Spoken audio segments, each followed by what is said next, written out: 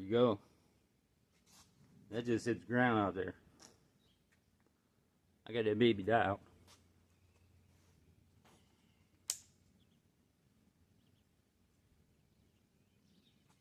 Alright, I didn't want to drag my new crankbait through the yard. There you have it. No bird nest. Like I said, I got my tensioner. Just drop your lure, let it go down slowly, hit the ground, no spinning, break halfway. Alright y'all, it's the Black Max 24 ton, next generation baitcaster. Walmart, $68. I like it a lot.